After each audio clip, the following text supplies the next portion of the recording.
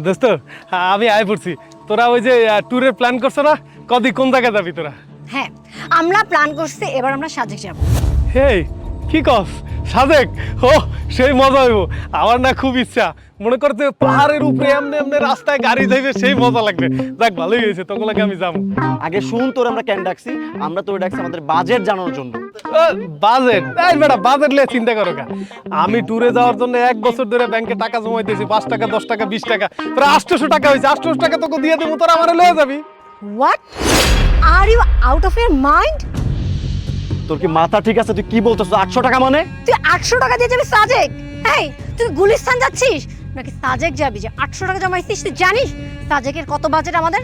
Per head আমরা একজন 15,000 টাকা করে ধরছি, আর তুই 800 টাকাতে কোথায় যাবি? হ্যাঁ, বাসে ওঠার তো জায়গা পাবি না। আমার কি মনে হয় ও ফাইজলামি করতেছে। দেখ ফাইজলামি করছিস দোস্ত, সিরিয়াসলি বল যে কত টাকা ম্যানেজ করছিস। আমরা কিন্তু যাচ্ছি, পরশু দিনই যাচ্ছি। আরে বেটা, তোরা এমন করতেছিস কা? আমি তো